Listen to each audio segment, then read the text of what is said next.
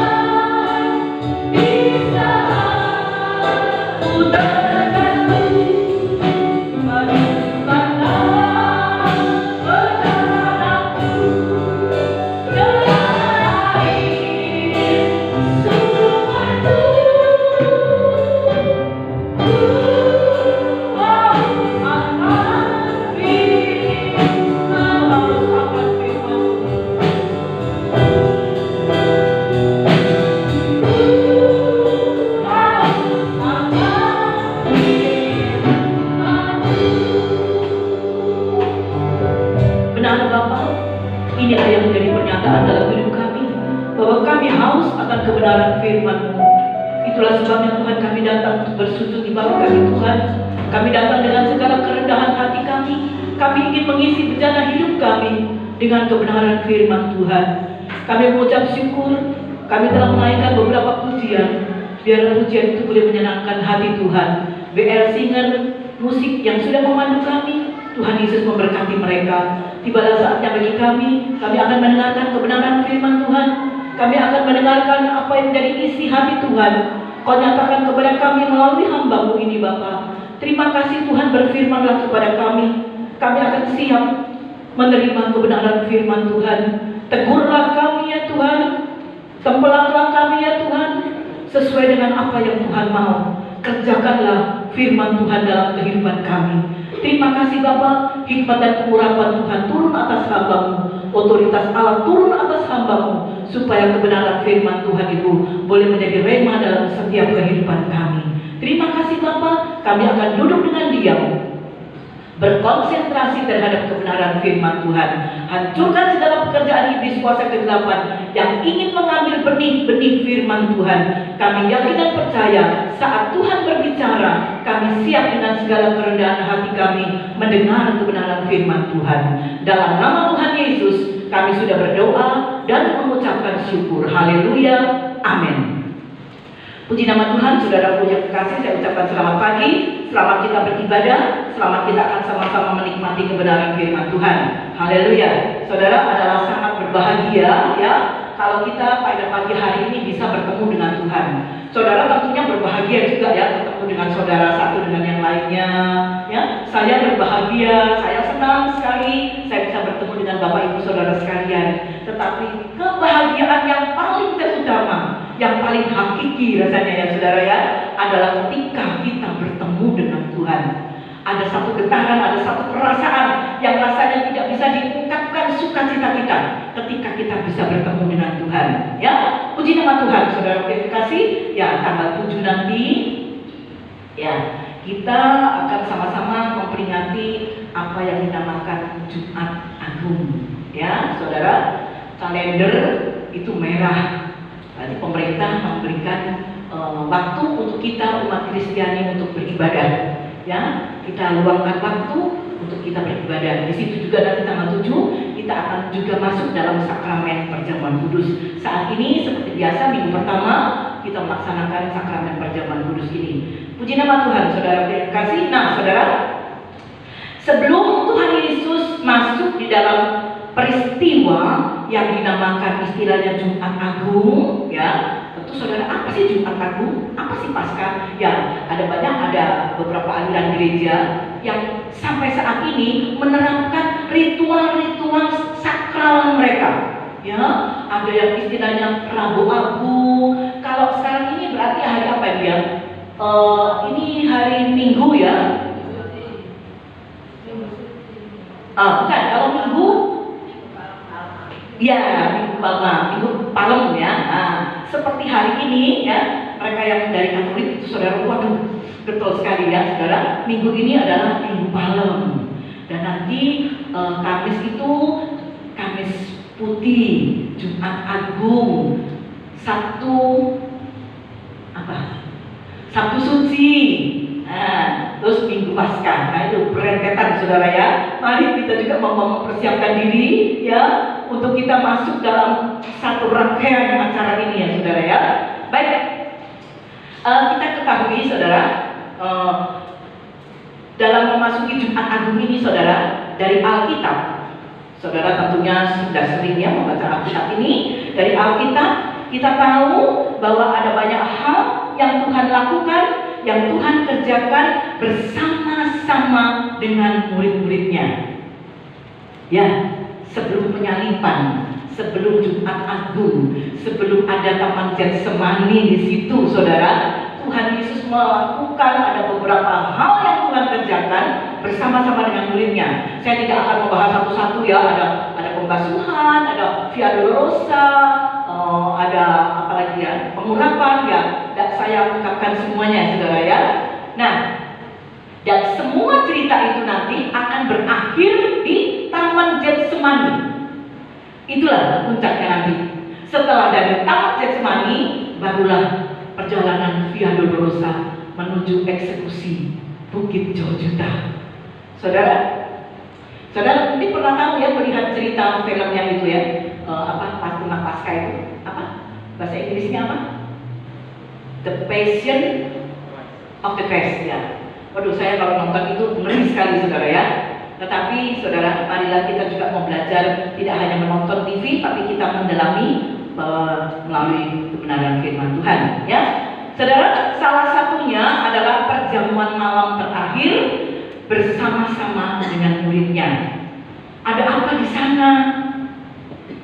Mari kita lihat ya. Ada apa di sana? Tentunya kita akan mengetahui. Tuhan Yesus mengadakan perjamuan malam di sana ya saudara ya. Mari kita akan melihatnya sesuai dengan tema yang sudah saya share dalam dulu. Mungkin saudara, temanya kok gini ya? Betapa teganya ya, betapa teganya ya. mereka yang selalu bersama-sama dengan Tuhan. Ini betapa teganya apa di sana, nanti kita akan melihatnya. Mari sekarang kita akan melihat dalam Markus 14 ayat 12 sampai 21. Di dalam Injil Matius ada, Markus ada, Lukas ada, Yohanes ada, tetapi saya tertarik dengan yang di Injil Markus pasal 14 ayat 12 dan 21. Ya. Saya harus baca semuanya ya saudara ya. Karena saya tahu semua saudara sudah tahu ceritanya ini, tetapi harus dibaca supaya kita mengerti. Ya, baik. Sudah dapat semuanya? Silakan saudara dapat melihatnya di layar LCD. Ya, demikian bunyi firman Tuhan. Pada hari pertama dari hari raya roti tidak beragi, pada waktu orang menyembelih domba Paskah, murid-murid Yesus berkata kepadanya. Diperhatikan ya. Murid-murid Yesus berkata kepadanya, "Ke tempat mana engkau kehendaki kami pergi untuk mempersiapkan perjamuan Paskah bagimu?" Lalu ia menyuruh 2 orang muridnya dengan pesan, "Pergilah ke kota. Di sana kamu akan bertemu dengan seorang yang membawa kendi berisi air. Ikutilah dia. Ya. Dan katakanlah kepada pemilik rumah yang dimasukinya, pesan guru, di manakah ruangan yang disediakan bagiku untuk makan Paskah bersama-sama dengan murid-muridku?" Lalu orang itu akan menunjukkan kamu sebuah ruangan atas yang besar yang sudah lengkap dan tersedia. Di situlah kamu harus mempersiapkan perjamuan Paskah untuk kita. Maka berangkatlah kedua murid itu, dan setibanya di kota, diikutin ya saudara ya, dan setibanya di kota, didapati mereka semua seperti yang dikatakan Yesus kepada mereka. Lalu mereka mempersiapkan Paskah. 17. Setelah hari malam, datanglah Yesus bersama-sama dengan ke-12 murid itu.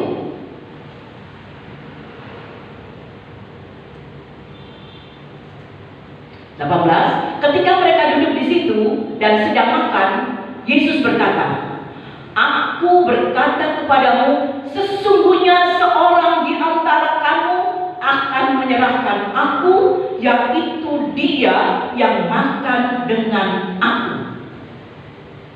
19. Maka sedihlah hati mereka, dan seorang demi seorang berkata kepadanya, "Bukan aku ya Tuhan."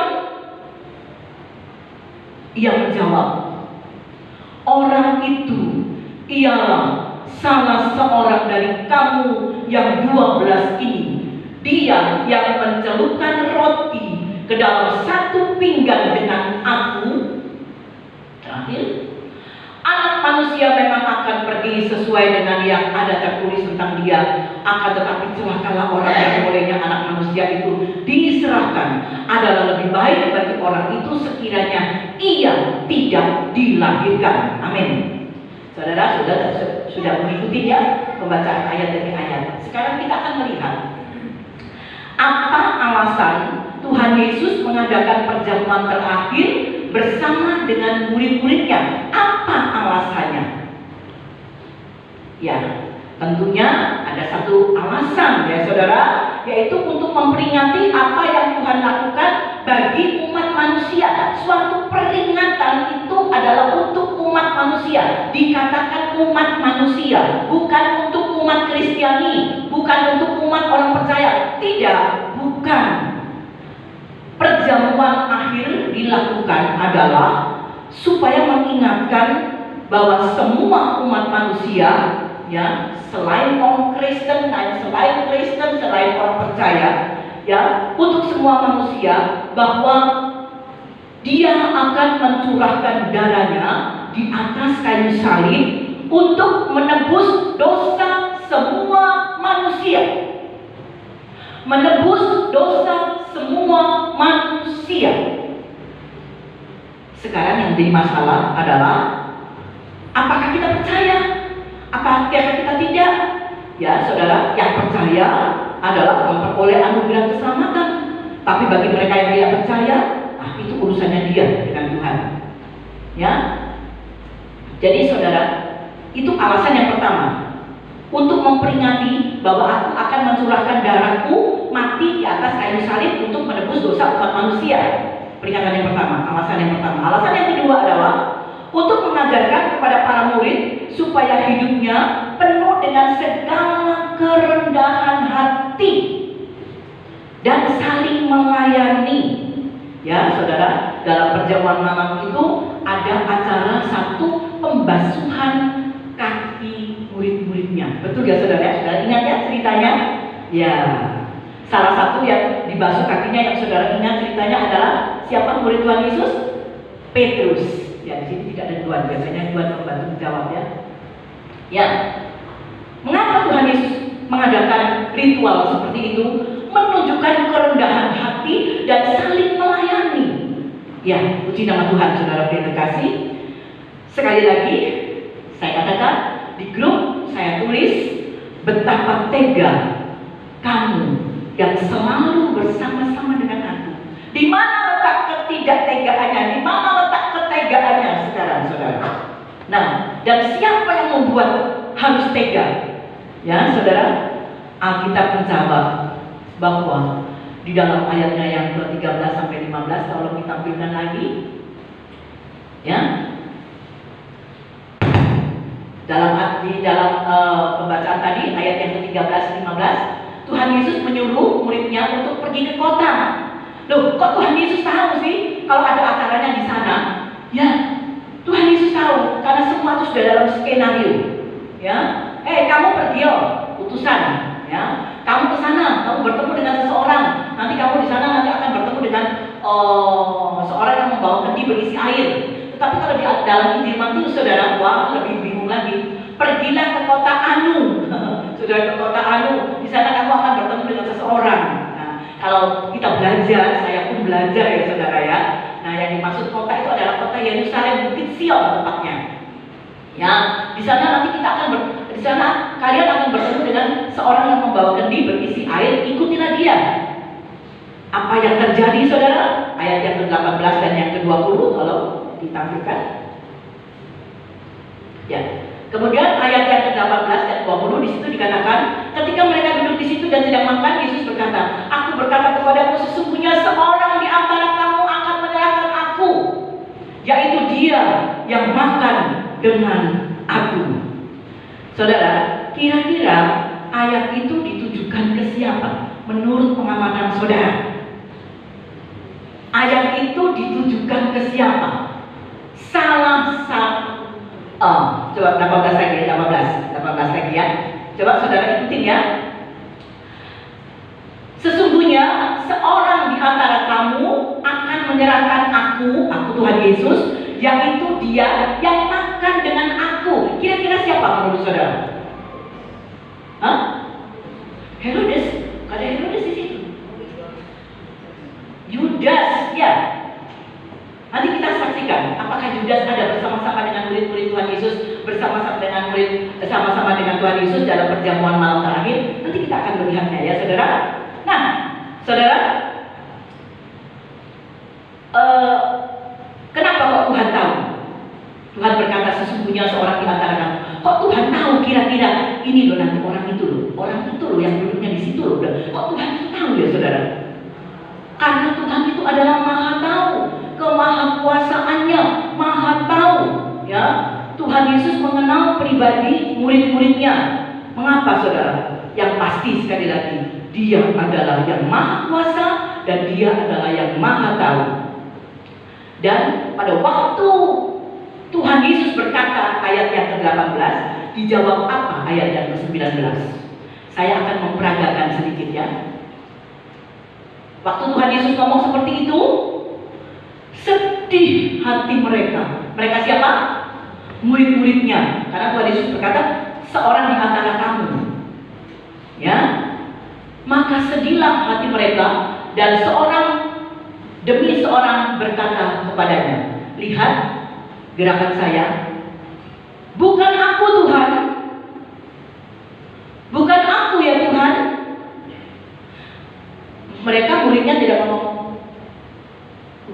Tuhan ya, bukan ya. Tuhan, kira-kira bukan aku ya? Tidak. Tapi mereka dengan memperagakan dengan bahasa tubuhnya, bukan aku ya Tuhan. Ingat ya. Nah, sekarang saudara punya kasih. Kira-kira saudara, siapa yang berkata itu? Bukan aku ya Tuhan, sambil menunjuk jarinya seperti ini. Silakan adik Bobby, tolong ditayangkan fotonya. Kira-kira ada berapa murid di situ? Ada berapa? Hitungnya kepalanya 1, 2, 3, 4, 5, 6, 7, 8, 9, 10, 11, 11, 1, 2, 3, 4, 5, 6, 7, 8, 9, 10, sudah 12 ya. Betul ya 12 ya? Coba saudara lihat sesuai dengan peragaan saya tadi. Bukan aku ya Tuhan, bukan aku ya Tuhan. Siapa ini? Di gambar saudara kurang jelas ya mungkin ya. Digedein tidak bisa ya Bob? Sudah pas itu. Semua pada berbincang, hati mereka sedih, berkata satu dengan yang lain. Siapa ya? Siapa ya? Siapa ya? Coba mereka berbisik-bisik. Tapi ada bukan aku ya Tuhan. Ada yang tunjuk jari di situ. Ada. Nah, kira-kira siapa yang menurut saudara? Ayo, nanti di Jogja saya kasih hadiah. Hah? Mana Judas? Yang mana? Yang pakai baju biru?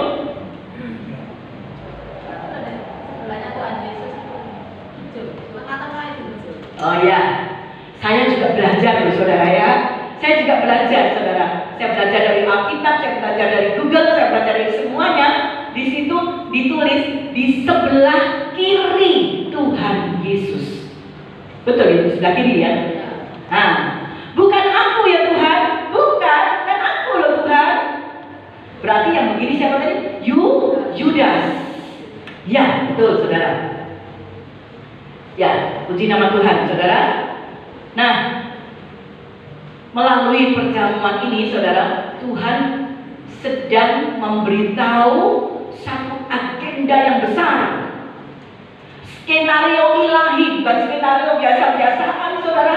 Skenario ilahi dari Allah Bapa di surga melalui Tuhan Yesus Kristus. Saya tidak berbicara Allah Tritunggal sebab mungkin bingung nanti loh, Tuhan Yesus Allah Bapa di surga. Ya, Allah Bapa di surga membuat skenario ilahi melalui Tuhan Yesus Kristus. Itulah dia di sebelah kiri Tuhan Yesus yang mengangkat tangannya, mengangkat jarinya, yang berkata, bukan aku ya Tuhan, bukan aku ya. Itu adalah Yudas. Baik saudara, dalam pribadi Tuhan Yesus sebagai kemanusiaannya yang 100%, ya, sebelum dia mati tersalib, Tuhan Yesus itu adalah manusia 100%, keilahian 100%. Ya, mungkin saudara bingung rasanya ya. Ini harus belajar memang ya. Jadi Yesus dalam bentuk pribadiannya secara manusia, dia adalah manusia 100%. Dia bisa menangis, dia bisa sedih, dia bisa ketakutan. Di Taman Getsemani perlunya seperti darah. Ya, ketakutan dia. Dia sedih. Saudara, dalam kemanusiaannya yang 100% itu, ya, dia adalah secara pribadi Tuhan Yesus. Dia berkata secara manusianya ya saudara, dia berkata, betapa tega kalian yang selalu bersama-sama dengan aku, tetapi ternyata kau mengkhianati aku. Tuhan Yesus berkata dalam hatinya sebagai manusia 100%, menyakiti hati Tuhan Yesus. Saudara, siapa murid-murid yang sempat Tuhan Yesus merasa sakit hatinya dalam pribadi kemanusiaannya? Tuhan Yesus merasa sakit hati, loh kamu kok begini ya, loh kamu kok begitu ya, loh kamu kok begitu ya. Saya mencatat ada 3. Yang pertama jelas-jelas Yudas ya, sakit hatinya Tuhan Yesus. Dia hianati, kemudian dijual. Kemudian ada lagi seorang murid. Siapa saudara? Bantu saya. Siapa? Yang menyakiti hati Tuhan Yesus? Petrus. Apa tindakan Petrus? Menyangkal diri. Aku udah kenal kamu. Gengsi. Takut dia. Dan yang ketiga siapa saudara? Ada 3 hal.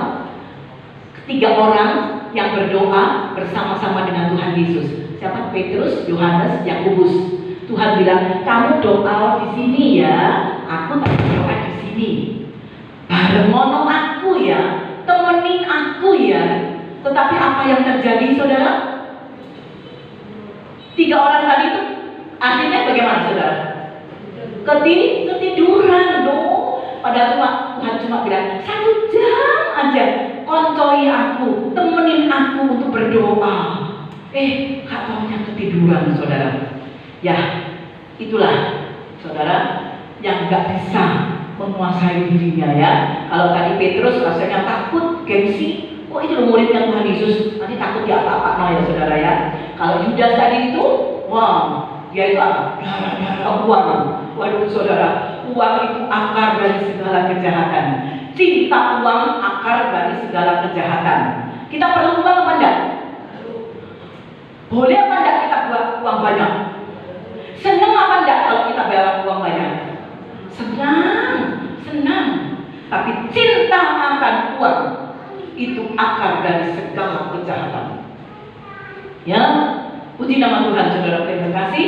Nah, sekarang bagaimana dengan Yudas?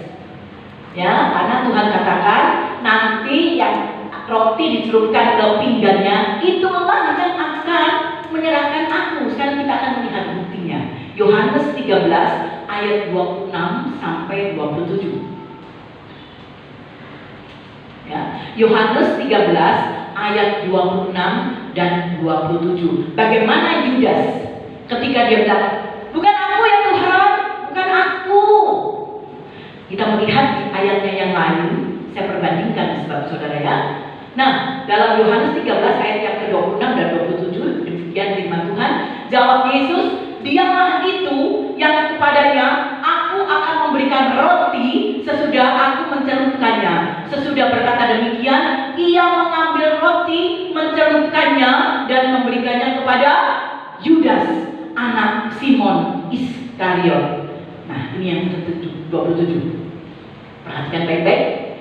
Dan sesudah Yudas menerima roti itu, diterima loh ya, rotinya diterima loh ya. Apa yang terjadi saudara? Ia kerasukan iblis. Wow, langsung terjadi interaksi yang sangat luar biasa. Ya, ia kerasukan iblis. Waktu kerasukan iblis, Tuhan Yesus tahu apa enggak? Tahu. Nah, ini Yudas sudah mulai kerasukan iblis. Langsung Tuhan Yesus berkata kepada Yudas, Yudas, apa yang hendak kau perbuat, perbuatlah dengan segera. Gak usah ditunggu-tunggu. Apa yang kamu mau lakukan, lakukanlah dengan segera. Apa yang hendak kau perbuat, perbuatlah dengan segera. Tuhan tahu saudara, apa yang sudah ada di hatinya Yudas ini. Dia sudah kerasukan.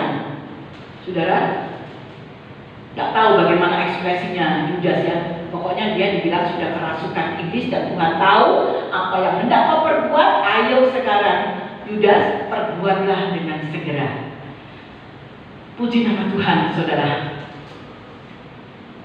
Nah, kita melihat Yudas melakukan apa yang ada di dalam niat hatinya. Hanya gara-gara uang 30 keping perak, tega-teganya dia menjual Tuhan Yesus. Tidak tahu uang itu untuk apa, tidak tahu. Sebab tidak dicatat oleh firman Tuhan.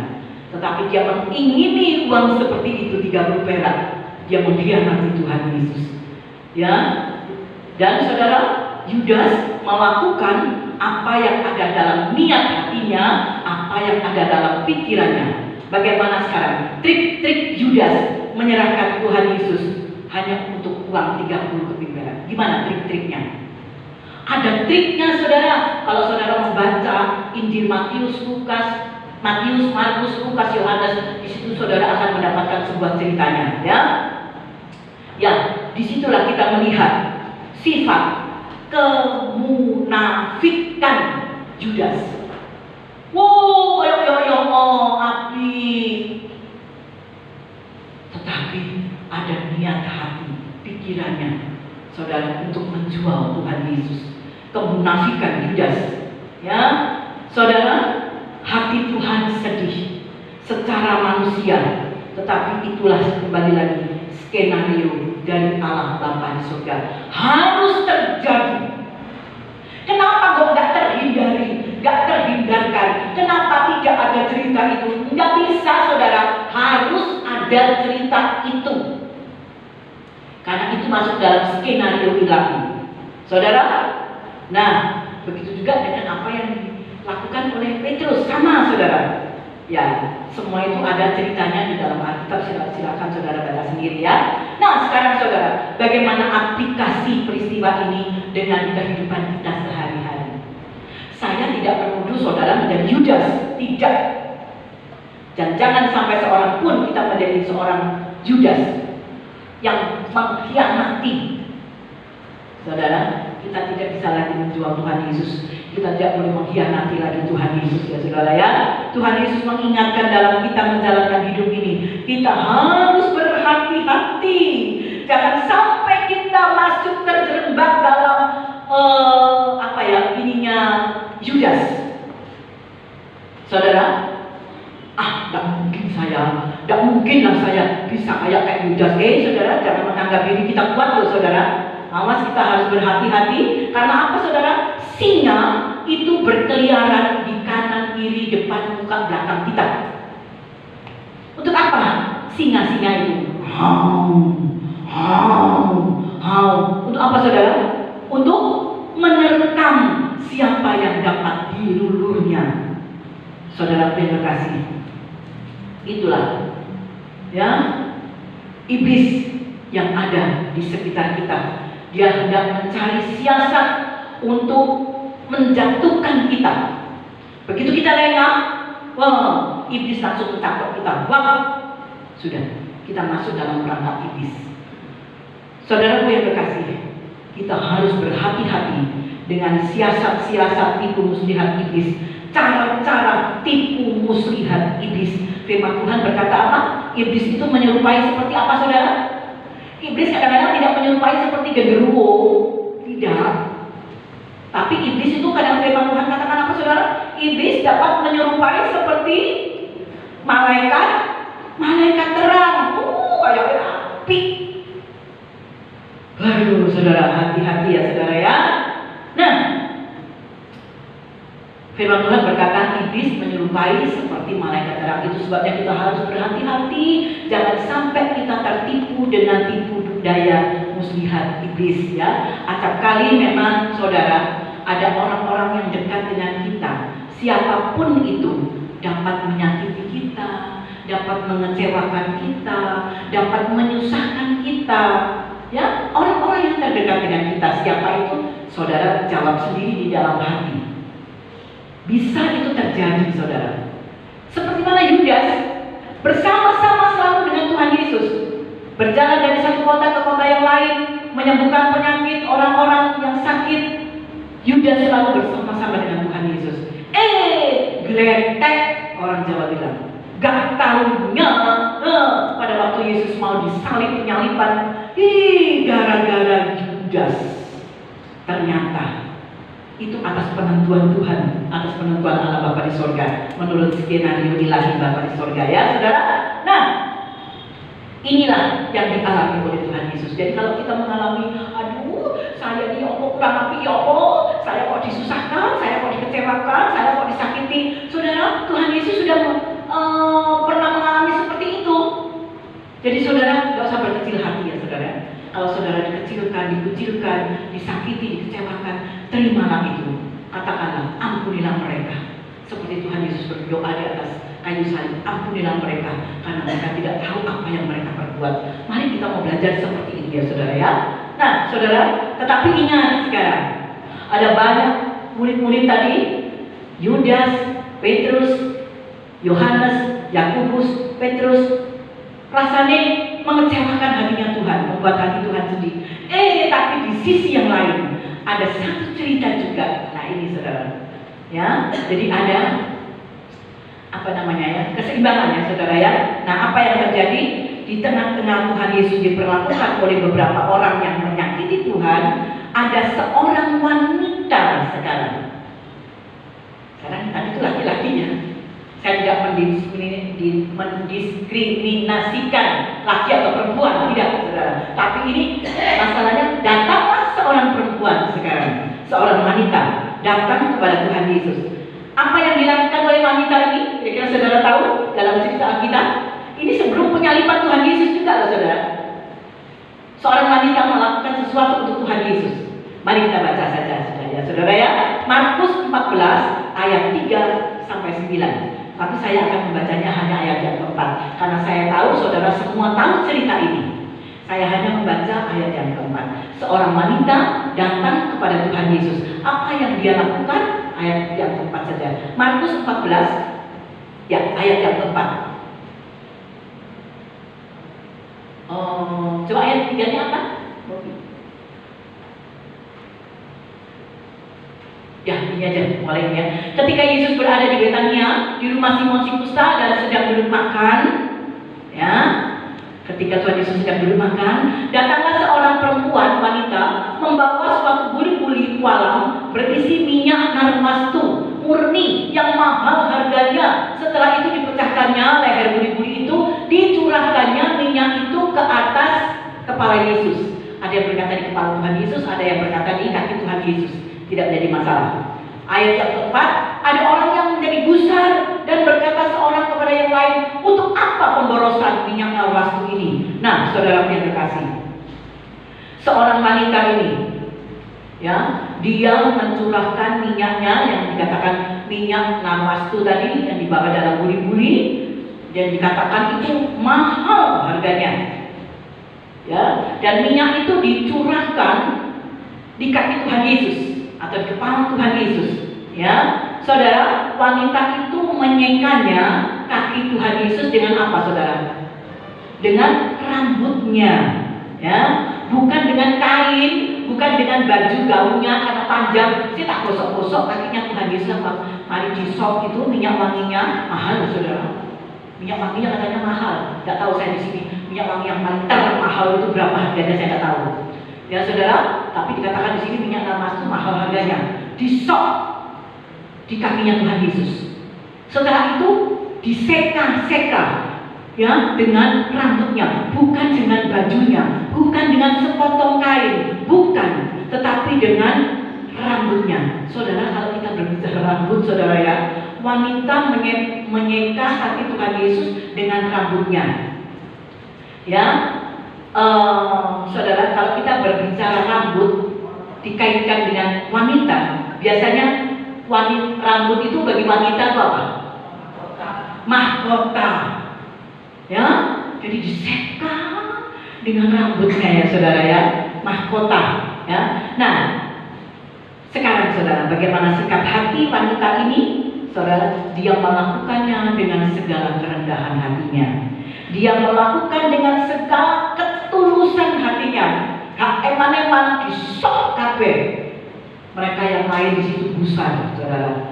Dia melakukan dengan hati yang mengasihi, mencintai. Mengapa dia mengerjakan itu semuanya? Karena dia mengasihi, dia mencintai Tuhan Yesus. Dia mengasihi dengan segenap hatinya, dengan segenap jiwanya. Dia melayani Tuhan Yesus dengan apa yang ada padanya. Dia yang punya hanya buli-buli berisi minyak, yaitu yang dia punya, yaitu dia yang dicurahkan ke kaki Yesus. Saudara, dia melayani Tuhan Yesus, tidak pakai hitung-hitungan, saudara. Padahal dikatakan itu mahal harganya. Aduh eman ya, aduh eman ya, eman. Tidak. Wanita ini tidak hitung-hitungan, pokoknya dibior semua ke kaki Tuhan Yesus dan diseka dengan rambutnya. Saudara, melihat ini, melihat tindakan, melihat sikap dari seorang wanita ini, bagaimanakah sikap hati kita ketika kita harus melayani Tuhan? Saudara, kita mungkin tidak blak seperti yang ditulis dalam Alkitab. Kemudian saudara bawa minyak, saudara dibiarkan ke kaki Tuhan Yesus, karena Tuhan Yesus sudah ketok, ya saudara. Tetapi apa saudara? Bagaimana sekarang sikap hati kita? Kita mau mengikut contoh, kita mau meneladani, kita akan mengambil sikap hati seperti seorang wanita ini. Kita akan melihat di dalam Kolose 4 ayat yang ke-17, bagaimana sikap hati kita ketika kita melayani Tuhan Yesus. Dikatakan di sini, dia mengasihi dengan segenap hatinya, dia mengasihi, dia mencintai dengan ketulusan hatinya, dia melayani dengan apa yang ada padanya. Sekarang bagaimanakah kita? Tuhan tidak pernah menuntut apa yang tidak bisa kita lakukan, saudara. Tidak pernah. Tapi Tuhan tahu apa yang bisa kita lakukan buat Tuhan. Tuhan tahu. Jangan kita pura-pura, oh kalau itu aku tidak bisa Tuhan. Aku tidak bisa. Tuhan katakan, kamu harus melakukan ini. Tidak bisa Tuhan, tidak bisa. Nanti aja Tuhan. Tuhan tidak pernah menuntut, saudara. Kita akan melihat Kolose 4 ayat yang ke-17 apa yang dikatakan di situ, dan sampaikanlah kepada Arkhipus, perhatikanlah supaya pelayanan yang kau terima dalam Tuhan kau jalankan sepenuhnya. Saudara, pelayanan apa saja yang kita terima dari Tuhan? Saudara mendapatkan pelayanan itu adalah dari Tuhan. Tentunya tidak Tuhan, ayo kamu layani, tidak. Tentunya melalui hamba Tuhan, ya. Jadi kalau saudara melayani Tuhan, jangan beri-beri, oh semua itu adalah anugerah Tuhan. Saudara melayani Tuhan itu adalah berkat kemurahan Tuhan, ya. Jadi kita harus melayani Tuhan. Jalankanlah pelayananmu dengan sepenuh hati. Pelayanan apa saja, saudara?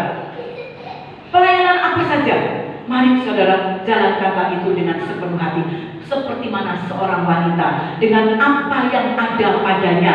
Saudara, dalam cerita ini saudara, kita melihat tadi ya, ada beberapa orang yang gusar. Aduh emangnya, minyak wangi seperti itu mahal harganya, cuma dibuat pemborosan. Wah, banyak yang kepo.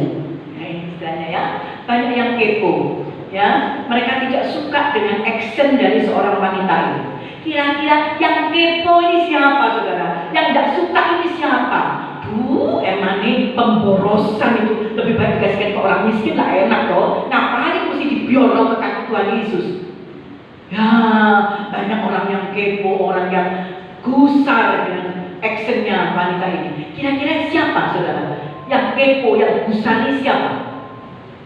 Orang-orang yang terdekat juga adalah siapa? Murid-murid Tuhan Yesus, saudara.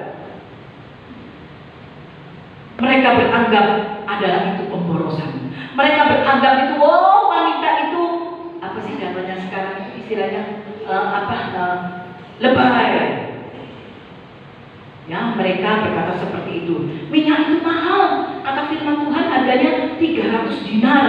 Wah, tak tahu saudara berapa ya 300 dinar. Kalau saudara buka indeks Alkitab, kamus Alkitab, 1 dinar itu harganya 1 hari orang bekerja, upah harian.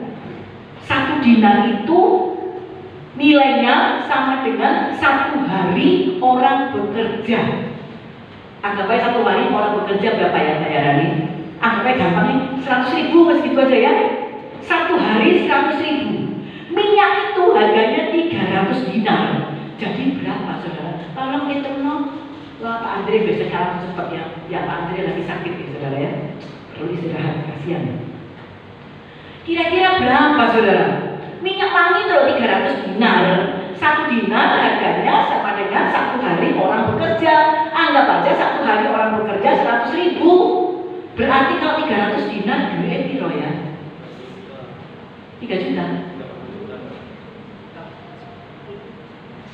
Piro itu ngobrol 30 juta. Ada minyak wangi 30 juta? Hah? Ada? Narwastu. Oh iya, minyak narwastu. Sekarang ini loh. Pilih saya mau tanya. Ada enggak minyak wangi harganya 30 juta? Ada. Kamu pakai ya? Ya, kalau yang muda-muda biasanya pakai apa ya? Minyak yang gitu-gitu. Kalau kita sudah tua, pakai minyak apa? minyak kayu putih, minyak balsem. Kalau yang muda-muda itu ya mungkin mahal-mahal itu, tapi katanya ada 300 juta. Saya ingin tahu loh, ya mana juga saya dapat berkat minyak wangi 300 juta. 30 juta ya, 30 juta. Mahal banget ya saudara ya. Nah, saudara, jadi mereka berkata boros itu, emang itu duit 30 juta diduduk nopo. Nah gitu saudara ya. Nah, murid-murid Tuhan Yesus menyaksikan itu dan mereka tenggelam dalam pikiran mereka. Mereka cuma begitu. Tetapi firman Tuhan katakan bahwa Tuhan itu Maha Tahu. Ya, Tuhan Maha Tahu. Dalam ayatnya yang ke-6 dikatakan di situ, biarkanlah dia melakukan sesuatu perbuatan yang baik untuk aku. Tuhan menilai itu adalah perbuatan baik untuk aku. Saudara, apa yang menjadi penilaian Tuhan, apa yang menjadi keputusan Tuhan tidak pernah salah. Ya, dia melakukan sesuatu yang baik, saudara. Apa yang dianggap baik belum tentu itu benar.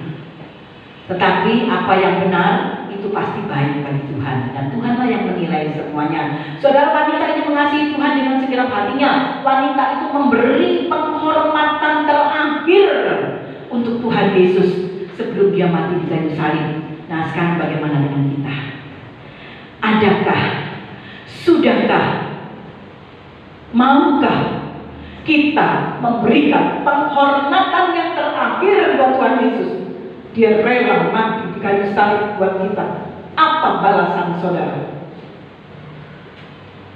Tuhan tidak pernah menuntut, mana hartamu, mana uangmu, mana jabatanmu. Tuhan tidak pernah menuntut itu. Tuhan hanya minta, berikanlah segenap kehidupan kita kepada Tuhan. Puji nama Tuhan, saudaraku. Penghormatan kita kepada Tuhan Yesus. Apa yang kita dapat ambil hikmah dari seorang wanita ini? Saudara, wanita ini telah melakukan sesuatu buat Tuhan dengan segala apa yang ada pada diri, yang entek-entekan buat Tuhan. Entek-entekan buat Tuhan. Bukan berarti, oh semua tak kasih sama Tuhan, saya miskin kan? Bukan seperti itu. Tapi Tuhan minta ketulusan hati kita, segenap hati kita, ya, sehingga Tuhan berkata, dia telah melakukan apa yang berkenan dan menyenangkan hati Tuhan. Itulah yang Tuhan katakan kepada seorang wanita ini. Saudaraku, sekali lagi, Tuhan tidak pernah menuntut apa yang tidak bisa kita lakukan. Ya, ayat yang terakhir sekarang. Sekali lagi, Tuhan tidak pernah menuntut ya. Ayo kamu harus kasih gini. Ayo Pak itu punyaku. Tidak pernah menuntut seperti itu. Tetapi marilah kita mau belajar seperti seorang wanita ini. Yang terakhir, 1 Raja-Raja 2 ayat 3. Nah, ini perjanjian lama, saudara ya. Nah, baik, kita akan melihat ini apa yang dikatakan di situ.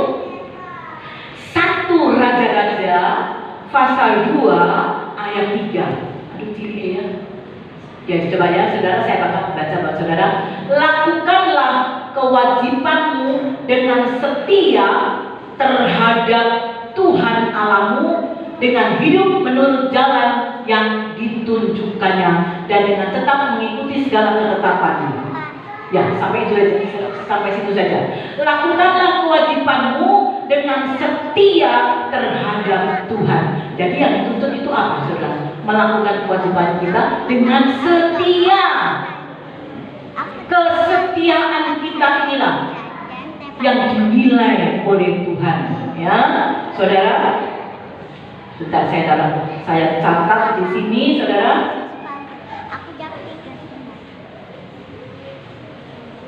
Saudara, mari kita mau melakukan semua kewajiban kita kepada Tuhan dengan kesetiaan kita, dengan ketulusan hati kita. Ya, puji nama Tuhan. Hari Jumat kita akan memperingati kematian Tuhan Yesus. Apa yang kita dapat balas cintanya Tuhan buat kita? Apa yang dapat kita balas? Renungkanlah mulai dari hari Minggu sampai nanti kepada kita Jumat Agung. Apa yang harus kita balas? Apa yang dapat aku balas? Apa yang dapat aku bawa kepada Tuhan. Kasih Tuhan itu adalah sangat luar biasa. Saudara yang terkasih, kita semua tahu ya cerita dalam Alkitab tentang penyaliban Tuhan Yesus. Tuhan Yesus menjadi dasar kita adalah sekarang seberapa dalamnya makna kematian Tuhan Yesus itu. Oh ya wes, aku tahu Tuhan Yesus mati buat aku percaya, aku selamat, aku mati, aku masuk surga. Titik. Loh, bukan itu saudara, bukan. Tetapi firman Tuhan juga mengajarkan, kerjakanlah keselamatanmu dengan takut dan gentar. Bukan hanya titik, percaya, titik. Mati, masuk surga, titik. Bukan. Tapi kita harus melakukan. Ya, saudara, hari Jumat nanti kita akan sama-sama memperingati Jumat Agung. Dari sekarang, saudara, kita mau mempersiapkan hati pikiran kita. Kita mau menata hati pikiran kita, ya, untuk apa yang dapat kita persembahkan kepada Tuhan. Karena kasih Tuhan itu adalah yang terbesar. Ya, kita mau beri yang terbaik buat Tuhan. Yang terbaik buat Tuhan. Seperti mana seorang wanita ini, dia telah melakukan apa yang benar dan dia akan menyenangkan hati Tuhan. Amin. Demikianlah firman Tuhan pada pagi hari ini. Saya berhenti berbicara. Nanti pada hari Jumat tanggal 7 kita akan mendengarkan satu renungan yang sangat-sangat dahsyat sekali. Bagaimana hati Tuhan yang pengorbanannya untuk kita. Kita akan menaikkan satu pujian yang pernah dinyanyikan lagu ini, tapi mungkin bisa ya lagu ini.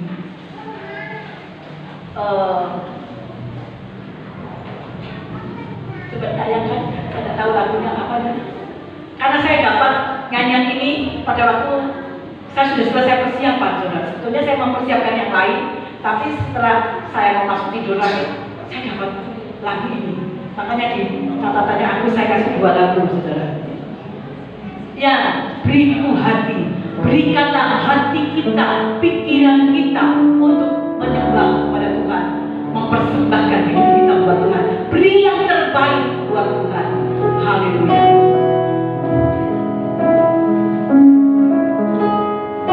Bisa ya saudara ya, lagu ini ya saudara ya.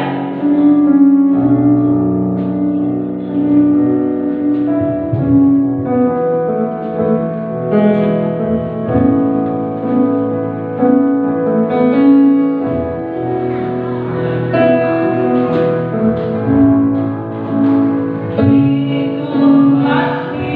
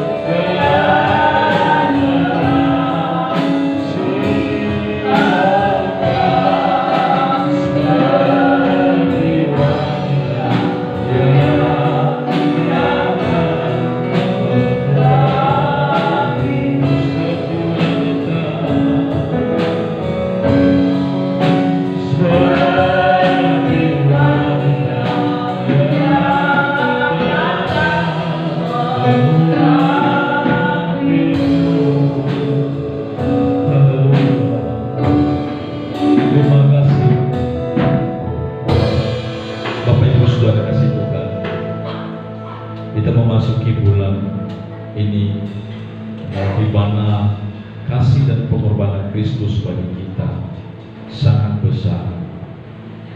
Melalui firman Tuhan yang kita dengar pada pagi hari ini, biarlah kita menjadi murid yang setia, yang mengasihi, berkorban buat Tuhan. Karena Tuhan lebih dulu berkorban buat kita, menyelamatkan kita yang berdosa ini. Terima kasih Bapa di surga. Banyak hal yang kami pelajari dalam hidup ini tentang pengorbanan dan kasih dan setia Tuhan bagi kami. Tuhan Yesus, Allah yang hidup, Allah yang maha, Allah yang mengetahui ke depan apa yang terjadi dalam kehidupan manusia dan apa yang dipikirkan manusia, baik yang baik, baik yang jahat. Tuhan tahu. Engkaulah Tuhan yang menyelidiki setiap hati kami. Jika ada sesuatu barang hal yang tidak berkenan kepada Tuhan pada pagi hari ini, ketika kami masuk di dalam perjamuan kudus ini, Tuhan sucikan, ampuni kami. Ampuni kami segala dosa kami, pelanggaran kami kepada Tuhan, kepada sesama kami, kepada suami, kepada istri, kepada anak-anak kami. Tuhan, pengampunan bagi kami, itu yang menjadi damai dan sejahtera bagi kami, yang kami dapatkan dari Engkau. Tuhan, berkati hamba-Mu Ibu Gembala kami yang memberikan pelajaran hidup bagi kami. Ketika kami menjadi pengikut Kristus, biarlah kami sungguh-sungguh, karena Tuhan yang mengerti kehidupan kami. Dan kami sebentar lagi kami masuk dalam perjamuan kudus ini. Tuhan, kuduskan setiap kami. Biarlah pengorbanan Tuhan, tubuh dan darah-Mu, menjadi pengorbanan yang setia dan sempurna bagi kami. Kami mengingatkan kembali dalam hidup kami pengorbanan dan setia Tuhan. Tuhan, layakan kami hamba-hamba-Mu yang menjalankan perjamuan kudus ini. Di dalam nama Tuhan Yesus Kristus kami menerimanya. Amin. Silakan Ibu. Kita menaikkan pujian ini mulai dari atas.